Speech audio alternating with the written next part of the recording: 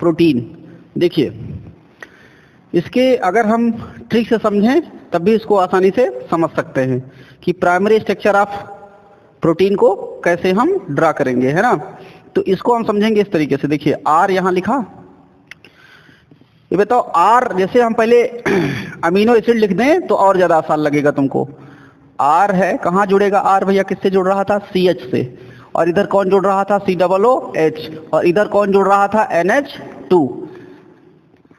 लेकिन ये अमीनो अम्ल है ना, हमें प्रोटीन का स्ट्रक्चर देखना है। तो ये अमीनो अम्ल है तो क्या हुआ, पहले इसके बारे में समझेंगे तभी तो उसको समझ पाएंगे। तो देखिए NH2 है ना, और यहां पर क्या है, CH है, इधर क्या है, R है, यहां क्या है, C, ये देखिए ऐसे लिखते हैं ना इसको, ठीक। अब जब अमीनो एसिड जुड़ते जुड़ते जुड़ते जाएंगे पेप्टाइड बॉन्ड द्वारा तो पॉलीपेप्टाइड बनाएगा, और पॉलीपेप्टाइड की चेन जब जुड़ेंगी तो क्या बनाएगा, प्रोटीन बनाएगा। तो प्राइमरी स्ट्रक्चर जो बनेगा वो उसका ट्रिक देखिए। जैसे आर मैंने यहां लिखा, ठीक, आर लिखा तो आर से कौन जुड़ा है भैया, कहां से आर जुड़ा है, सी से जुड़ा है। तो यहां लिखा सी, देख लो वहां सी से ही तो जुड़ा है, और सी से और कौन जुड़ा है, अरे सी से एच भी तो जुड़ा है उधर, तो ये लिखा एच, देखा, आर सी एच।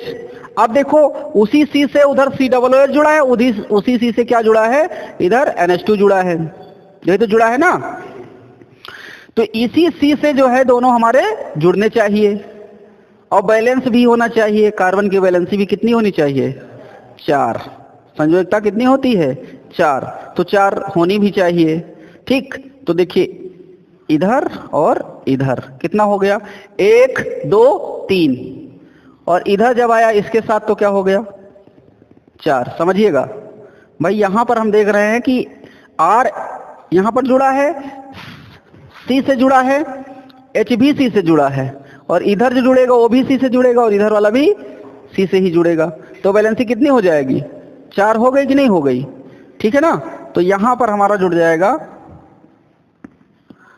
देख लो वहां देखो स्ट्रक्चर में, देखिए C से H जुड़ा है, फिर C डबल बॉन्ड से O जुड़ा हुआ है, जुड़ा कि नहीं जुड़ा। अब इधर क्या बचा, इस स्टेप की तरफ इधर जुड़ा बचा NH। NH क्यों जोड़ रहे हैं, क्योंकि जब ये जुड़ेंगे तो यहां से हाइड्रोजन हटेगा, और जब वो उधर जुड़ेगा पेप्टाइड बॉन्ड बनाएगा तो ये पूरा हट जाएगा, हटेगा कि नहीं। तो यहां से ये हटा और इधर से एक हाइड्रोजन हटा, मतलब पेप्टाइड बॉन्ड अब बनाएगा ना आगे। तो पेप्टाइड बॉन्ड जुड़ते जुड़ते पॉलीपेप्टाइड बनाएंगे, पॉलीपेप्टाइड जुड़ते जुड़ते फिर प्रोटीन का निर्माण कर लेंगे, यही तो है ना। तो वहां से आपका क्या बचा, R CH NH और C डबल बॉन्ड O। इतना समझ में आया कि नहीं आया। कार्बन की वैलेंसी भी देख लेना, 1 2 3, और हाइड्रोजन को जोड़ रखा, कितना हो गया, 4 ही तो होगा, ज्यादा तो होगा नहीं। अब जब यहाँ NH जुड़ा है और इधर CO जुड़ा है, तो ये बताओ कि अगला जो हमें फॉर्म करना होगा, जैसे यहाँ पर C डबल बॉन्ड O जुड़ा है जैसे जहां पर, तो उससे हम क्या जोड़ सकते हैं, C डबल बॉन्ड, उधर देख लो उसमें एमीन में C डबल बॉन्ड O से कौन जुड़ता है, NH जुड़ता है ना। नहीं समझे, ऐसे समझो, देखो फिर से हम बता दे रहे हैं आपको। NH है ना, इधर CH है, R है और CO है। अब इधर से भैया कौन जुड़ेगा, फिर NH ही तो जुड़ेगा, जुड़ेगा ना इससे। ये क्या बनाएगा, पेप्टाइड बॉन्ड बनाएगा कि नहीं, यहाँ पर इस बीच में, यहाँ पर, ठीक। और NH, जब NH जुड़ा NH के बाद फिर कौन आएगा, CH आएगा, फिर R आएगा, फिर CO आएगा, फिर NH जुड़ेगा, इसे तो जुड़ेगा। तो जो स्ट्रक्चर फॉर्म होगा तो इसी तरीके से तो जुड़ेगा, यहां भी जुड़ेगा कि नहीं जुड़ेगा। तो जो CO लिखा है इससे क्या जोड़ेंगे हम, इससे इधर जोड़ेंगे क्या, NH, क्या जोड़ेंगे, NH। समझ में आई बात।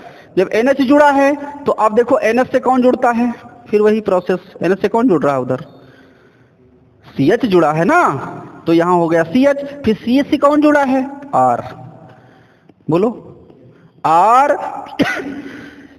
CH NH CO, R CH NH CO, ये तो बन रहा ना, वही तो बन रहा है। फिर CO से फिर कौन जुड़ा है, फिर CH है, फिर इधर NH है, R तो जुड़ा ही है। इस तरीके से ऐसे ही श्रृंखला क्या होगी, बढ़ती चली जाएगी आगे। और बढ़ाना चाहें तो और बढ़ाते रहें। देखो यहाँ NH है ना, अब NH किससे जुड़ा है बताओ, NH यहाँ किससे जुड़ा है, इधर देखो कहीं NH जुड़ा है, NH किससे जुड़ा है, CH से जुड़ा है, तो यहाँ लिखेंगे CH। फिर इसके बाद CH किससे जुड़ा है, अच्छा CH को यही लिख लो, R को इधर लिखो, ठीक है ना। फिर इधर किससे जुड़ेगा, इससे जुड़ेगा, तो देखिए R CH CO और इधर NH, और ये NH किससे जुड़ा है, CH CO फिर NH इससे जुड़ेगा, मतलब ये NH CO देखो क्या बनाएगा, यहां पर एक बॉन्ड बनाएगा ना जब ये अगला जुड़ रहा है। इसी तरीके से आगे जुड़ते चले जाएंगे।